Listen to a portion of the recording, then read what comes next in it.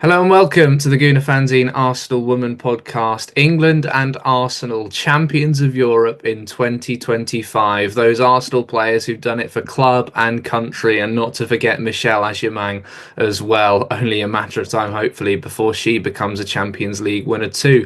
It was all Arsenal in the final. Mariona Caldente and Alessia Russo, the goal scorers. Chloe Kelly with the winning penalty. The less said about Mead, Caldente, and Williamson spot kicks, the better. I was very surprised, actually. I cursed Mariona by telling everyone how good she is from the spot, and very rarely it was a very poor penalty from her. But Izzy, Chloe Kelly, what a player, what a character. It had to be her again. Yeah, I think it did, and I was sort of in the pub, and everyone was going, "Who's going to take the fifth penalty?" And I was going, "It's going to be Chloe Kelly. It's obviously Chloe Kelly. Like, who else is it going to be in such a huge moment to step up for England and bring it home again?" And her celebrations were so calm. She was just like, it's like she knew it was going in. And she has so much confidence when she stands up, and obviously having missed one against Italy, then she wasn't going to miss a second. So, yeah, fantastic to see. And I'm so glad we've got her for the coming seasons. We've got a number of questions for this podcast. Jeremy Bradley has asked about the Sports Personality of the Year, of course, the BBC's award, which is quite interesting in terms of who fits that description. But she, as Jeremy suggests, might well be in there, looking at not just the individual performances, but the sports personality as well. Some of the quotes she came out with after as well, saying, "I don't miss penalties twice," and, thank you to everyone who doubted me. What a personality. Yeah, I think so. And I think if you look at Beth Mead won it after the last Euros, and she'd had such an awesome tournament, and Kelly's had a brilliant tournament this time around. And I think that, it would be great to see another women's footballer receive that award. There's obviously loads of other fantastic people from all different sports that could also be up for it. So yeah, we'll see how it goes. But I think it would be cool to see Kelly in the running, and out of that group, she's probably the most likely to be on the list. What an Arsenal final. Mariona and Russo both scoring headers. You're more likely to see Russo really score that type of goal than Mariona. But I feel like Russo's almost gone under the radar in this final because of how it's ended. But what a key, well taken goal, and assisted by Kelly. Yeah, I think she's kind of gone under the radar in the tournament as a whole a little bit, because I think people assume if your number nine's not scoring goals, then they're not really doing their job. And yes, she hasn't scored as many goals as she would have liked to, but without that goal yesterday, where would we be? We don't know. And it was, yeah, fantastic. I think everyone knew it was coming. I think everyone could feel there was going to be an equaliser. And then after that, I don't know what I thought was going to happen. But yeah, fantastic from her, finally getting one of those headers on target in and not ruled offside by one of her teammates. So I was really pleased for her. And Chloe Kelly's assist was just fab, just such a good delivery in. They obviously work well together at club, and we've seen that. So it's nice to see it working on the England stage as well. And Mariana on the losing side, there had to be an Arsenal player on the losing side in the end, and it's just one. She's played, in more of her, I guess, usual in terms of before she came to Arsenal, playing out wide on the left wing. Excellent header where Lucy Bronze just afforded her a bit too much space. What's your take on her performance? I thought she had a good final in. It's probably, would you say it's harder to stand out? Looking at the tournament as a whole, it's harder to stand out perhaps in that Spain team than maybe it is for Arsenal. Yeah, I think so. I think at Arsenal, she's a bit of a big fish, and I mean, we've got loads of fantastic players. I'm not taking anything away from them, but she really has shone this season. And I think maybe people were excited to then go knowing her and knowing to look out for her to watch Spain, but actually they're stacked with quite a lot of quite similar players. So as you said, it's more difficult to stand out. She also plays in a slightly different role in the Spain side than she does for Arsenal. I wonder if that makes a difference. But yeah, I when she scored yesterday, I was going, oh God, like, come on, she's my favourite for Arsenal, but I can't have her knocking England out in the final. So yeah, it was a shame for her, and I feel bad because she's had a good tournament, but and a very good final, but pleased that England managed to get it over the line, and that goal wasn't the decider.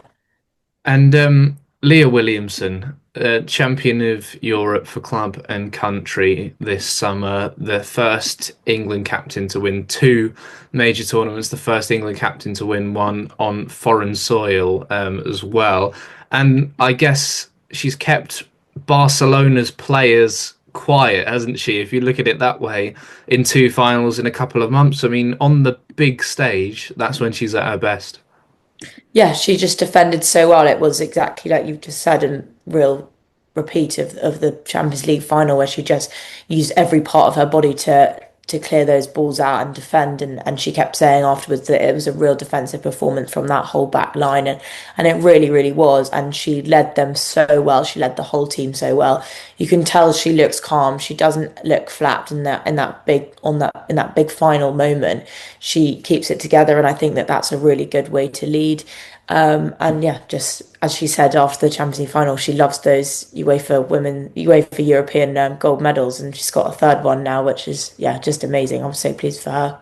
Yeah, I think you just can't imagine what it's like in terms of a couple of months to have, that glory and almost when there's probably England players thinking, how are we going to celebrate this? And then you've got the Arsenal ones going, well, we've done this a couple of months ago. It was even like the songs after the game were almost song for song were the same ones that we heard in Lisbon that are just so ingrained into our mind because those memories will stay forever. And for those Arsenal fans, Daisy and Lumi are out there, and hopefully we'll get them back on next week. They're travelling home today, but like to see your club and country do that in the same summer, it is just remarkable. Yeah, it's absolutely amazing. I mean, to be just part of the generation of people now watching women's football who can remember a World Cup final, two Euros trophies, and if you're an Arsenal fan, winning a Champions League. And for the Chelsea fans, they've got a few trophies as well. So I guess it's just yeah, it's a really great time to be watching women's football and to be part of the game. And yeah, I can't believe that we've both been able to celebrate two trophies in the space of a few months. It's incredible. So many emotions. I don't think the Champions League's even sunk in for me yet. I still kind of get excited when I tell people about it. So this one will probably be on the back burner for a while, and then it'll all hit kind of mid-season when we have a slump or something next year. But yeah, it's amazing. Let's go through some questions then. I feel like there's a lot of Ballon d'Or chat before the tournament started. It's only enhanced now. Jeremy said, "Do you think Mariona and Alessia have a good chance of winning the Ballon d'Or?" Ryan McGavcock says, "Which Arsenal player wins the Ballon d'Or now?" He's being straight to the point. It's going to be one Arsenal player. And at AT underscore tractor, serious question: what are the chances that one of our girls will win the 2025 Ballon d'Or?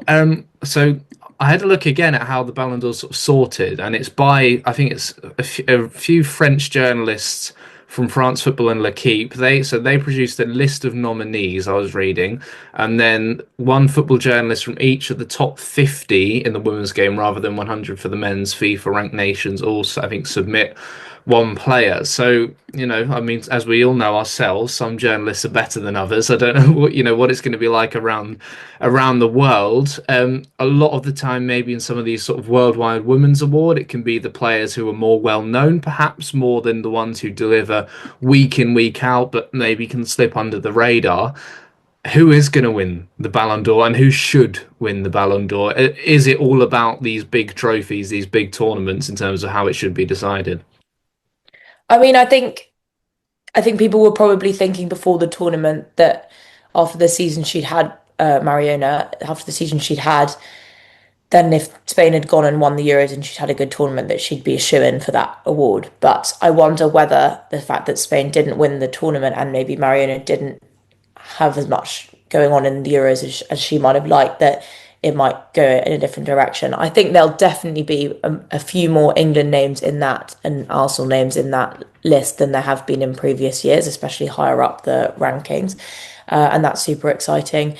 I think this is the first time that the ceremony doesn't fall during international break or something. I might be really wrong there, but I think they've changed it so that the women can actually attend because a lot of people have missed out on going to the ceremony before. And yeah, I'd love to see a few people. I'd love to see defenders getting recognised, like Leah Williamson, for example, because I think it kind of normally goes the way of someone who's scoring the goals, but it's just as important to be able to defend. So yeah, I'd love to see some of the Arsenal women on the list, some of the England women as well. But we'll see what happens.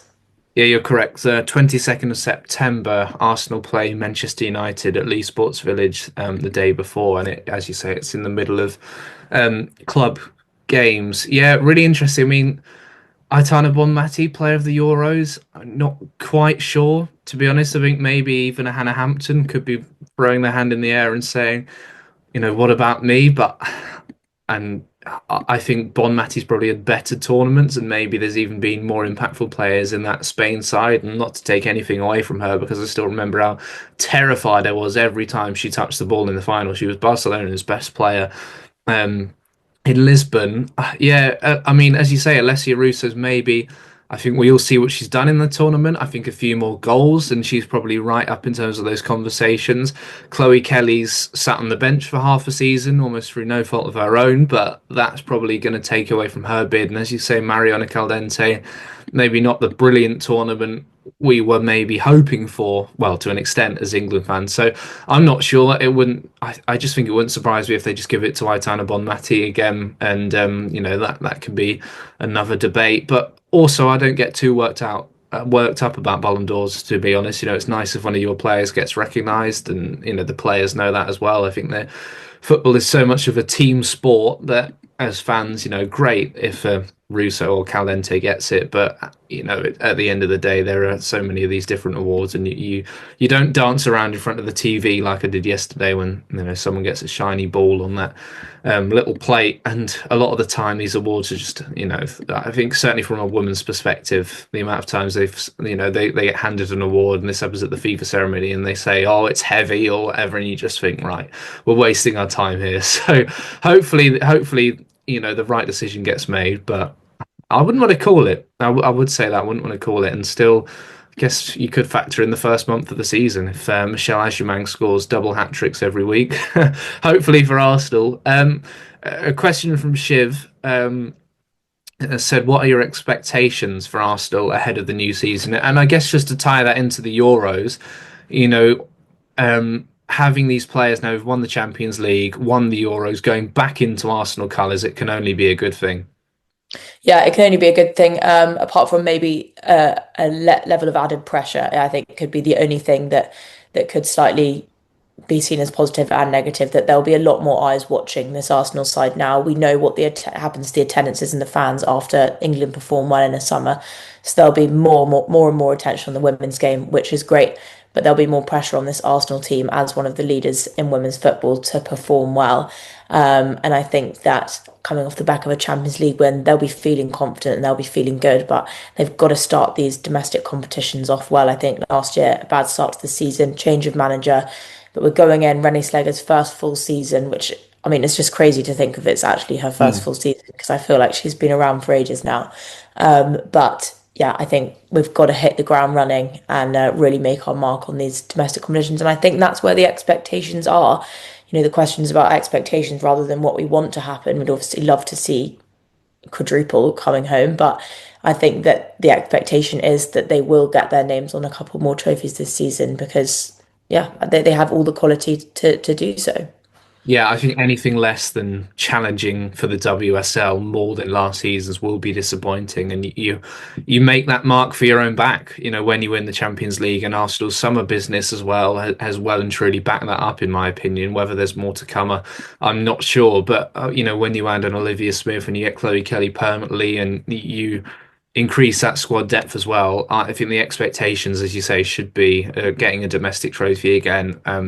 If not winning the WSL, can we be there on the final day? Can we give ourselves a chance? Can we be within a couple of points of Chelsea? Can we go toe to toe in the two WSL games for Chelsea as well? Because obviously that can define your season a lot of the time. So yeah, rightly to have expectations of the highest order really. Another England question, interesting this from Tina Nutt on Twitter, said Serena feels like she's along for the ride and a crazy winning ride it's been, but do we need to worry when Arjen leaves? Arjen Vuurink, I hope I said that right. I know I've got plenty of Dutch listeners who can correct me, but he's becoming the Dutch head coach after this tournament in Switzerland. He's often spoken about in glowing terms as sort of some of the brains behind the tactics, and I think you really see Wiegman as a man manager, and apparently some of her speeches she's made and her impact on the players, how much they love her. But a lot of the time, the assistant manager does have that big impact as well. The fact he's leaving to become the Netherlands boss, maybe we'll have to wait until we see how the Netherlands do, perhaps, to judge that. But how do you see that affecting England? Because they're replacing him with two Dutch coaches who are going the other way. Yeah, I mean, I think there's always movement between teams because there's only a certain amount of managers and coaches who work at the international level. So this is always going to happen. I'd say there's probably more attention on it based on the fact that it's Serena Wiegmann's assistant coach and she's had such successful time as an international manager. But I think the Netherlands have had a poor couple of tournaments, and especially this year, going out in the group stage, obviously a very difficult group. But a team like that who have such great players and they've got such good history shouldn't probably be losing those score lines to teams like France and England. It should be a little bit closer. And I think it will be interesting to see how they perform and if they're able to step up under new management. But yeah, I would say that I'd be more worried if we were losing Serena. And I know that she might not have the tactics, but she's the face of it. She's who the players all talk about so with so much love and respect in their press conferences and after the games. They always say how much they love playing for her. And Leah Williamson said yesterday, she says jump, I say how high. Like I think she's the one that we wouldn't want to lose, and we've still got her for a couple more years. So I'm grateful for that. Yeah, I think it's a really interesting couple of years now because I want to see the Clintons, the Parks, the Letitiers, players like this, the Beaver Jones, of course, Ajimang as well.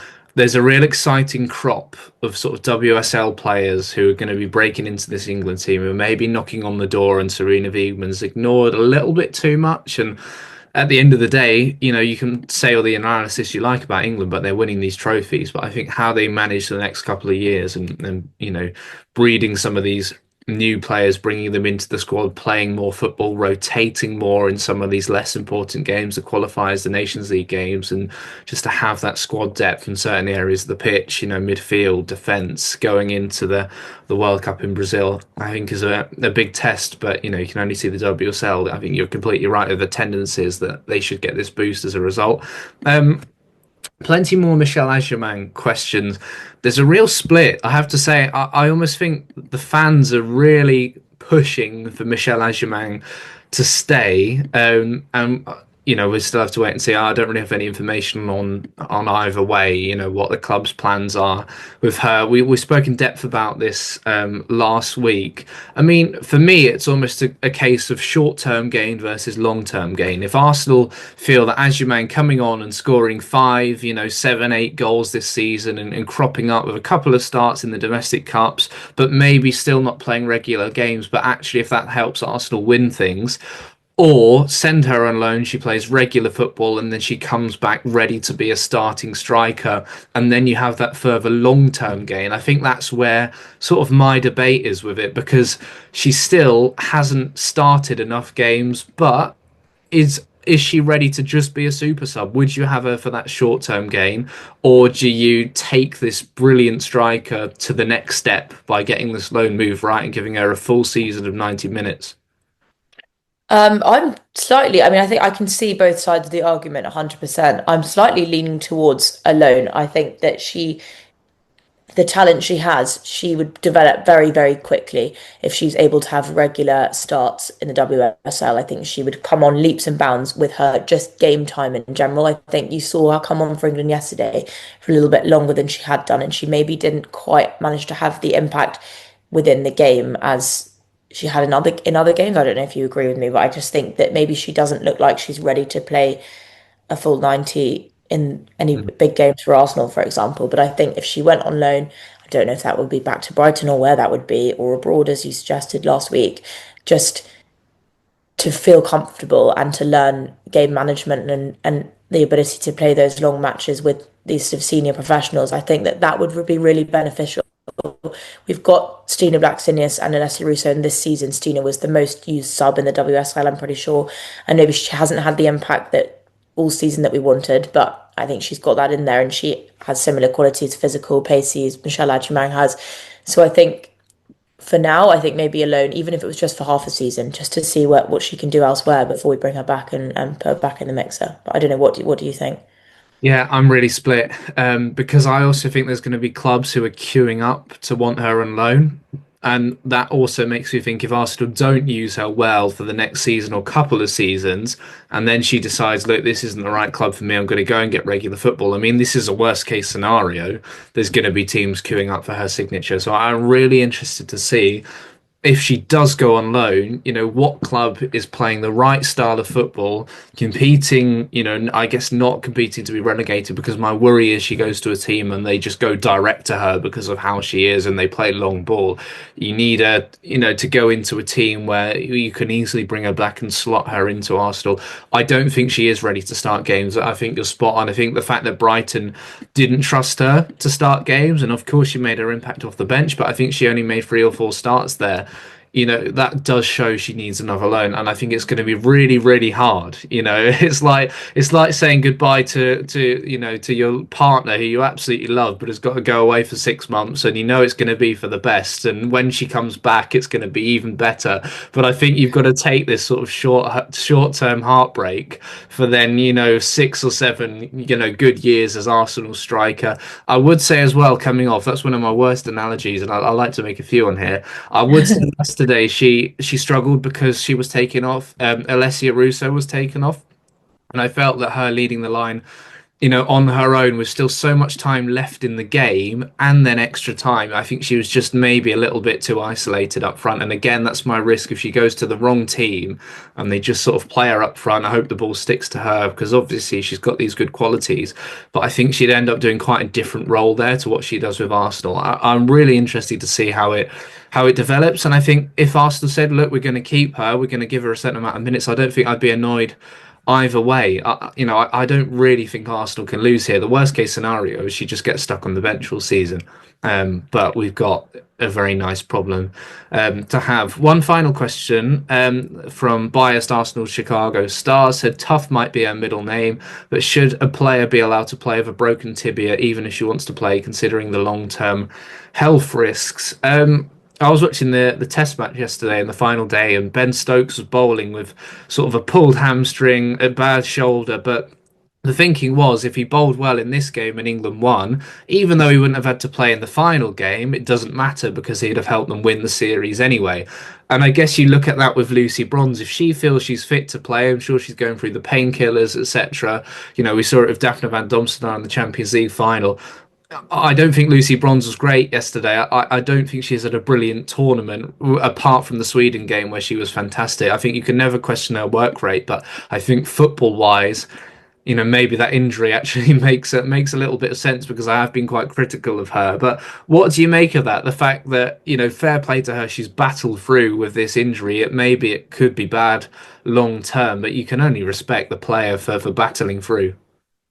Yeah, I definitely think so. I think the person who asked the question is right, and I think that there has been a little bit of discourse about this, about whether we should be letting these players potentially injure themselves more in the future or risk kind of health issues just to play through a tournament. But I think it does come down to the player, and if they want to play, then someone like Lucy Bronze she's not going to be stopped. You can see her yesterday coming off, can barely walk, and she's like, I'm going back on, and she get all the commentators will say it, she'll have to be dragged off that pitch because she's so passionate about playing for England and she wants to be part of whatever happens on the pitch. I think she wants to know that she's made as much difference as she can. I was pleased that Niamh Charles came on and was able to do a brilliant job in her place for those last few minutes of the game, last half of extra time, I think it was. But yeah, I don't know. I think someone also mentioned Bon Mati, how she just recovered from viral meningitis before the tournament, which is a really huge thing to have. Like that's not like just you've got a cold or something, and and then she comes on and plays. I think Spain did rest her for the first few games a bit, which maybe was a better way of doing it. But she's come through and got player of the tournament, so I think it's definitely down to the individual. And I think it's good that Lucy Bronze didn't maybe publicly talk about her injury the whole way through because that probably would have raised a lot of questions. She just decided to drop it in her post-match interview when she already had the medal. So yeah, I guess it's case by case, but we'll see. Yeah, and Serena Wiegman obviously knows and works with the medical team, and they come to that conclusion: is she fit enough to play? Is she going to get through? It's not like she's playing with a leg literally falling off, and you could have another player on there. As much as I was clamoring for that to happen maybe a bit earlier, but Just a word on Serena Wiegmann. There's something about these Dutch head coaches. I was thinking earlier about when Renee's first press conference back will be. I'd love to ask her about, maybe the similarities, differences between her and Wiegmann. Wiegmann was definitely celebrating maybe a little bit more openly than Renee was, thinking back to Lisbon. But it really struck me yesterday listening to the punditry when they were sort of criticising a couple of things, and Ellen White just went, "Well, at the end of the day, in Serena we trust," and I think it's almost there's a weird contradiction in whatever we think about football and however critical we are. Serena Wiegmann just gets the job done, and Jen Beattie also on Five Live today said the best teams are not the ones who play the best football; they're the ones who win when they're not playing the best football. And I think there's been some complaints out of Spain, going England don't deserve this, but at the end of the day, if you can play poorly and win, that makes you a special side. Yeah, definitely. And I think like Spain had like a lot of time to score a second goal and to put themselves ahead, and then they didn't. And that's not because that's just because England were defending well and maybe Spain weren't playing at their best. It's not, England won in the end, and Spain couldn't get the penalties in the back of the net, and so that's how it goes. That's football. I think I totally agree, Serena. I think everyone's probably shouted at their TV a few times during this tournament saying, "Why have she not made the subs yet?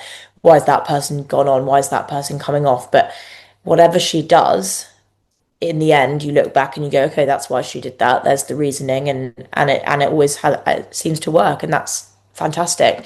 And I think people were questioning before this tournament whether her methods of trying to win tournaments with her substitutes and these impact players, whether that had been found out and maybe wasn't going to work this time. But she's proved that it does, and she's done it again. So yeah, 3 Euros in a row for Yeah. her, 5 major tournament finals. You've definitely got to say in Serena we trust. Yeah, I can't think of anything like that in terms of men's international football. It's an unbelievable record of just getting to finals, and the fact that English football, I think in the last 5 years, there's been an English team, a senior team, in a major tournament final is a really good sign of where we're up to. And luckily, England did win it yesterday. But yeah, for me, it was just about surviving extra time. Penalties, I felt a little more comfortable just because we had one penalty shootout before and Spain didn't. And like I say, very surprised by Mariana's miss. But Chloe Kelly was never going to miss. I did speak to one of Michelle's Aubameyang's former teammates, and I said, "Oh, how would you feel if she took a penalty?" And she said, "Oh, I'd be confident." And I said, "Well, do you think she'd be like Lucy Bronze and she'd whack it?" And she said, "Absolutely." So, I completely forgot about Kelly. My brain was everywhere, and I was thinking, "Oh my God, it's going to be Aubameyang." And then I opened my eyes and I thought, "Oh, okay, I feel a bit better now." But that would have been something if Aubameyang scored the winner. One more question from me. I was thinking about our Guna contributors waking up this morning. We've got Leif, Lumi, Daisy, and then Jamie and Laura Howard have been over there covering the tournament as well. If you were to rank them from most to least hungover on this Monday morning, I think we all know who's going to be at the top. But if you're going to work your way down, how do you see that being? Sore heads today. Oh God, tough. I reckon we'll put Lath at the top, just A because long way at the top. He's he's 20 tweeted points about clear. it, so he's dobbed himself in this morning. I'd put Jamie at the bottom because she's not English and she's Australian, and she maybe then was a bit more reserved in her celebrations. I don't know if that's logical or not.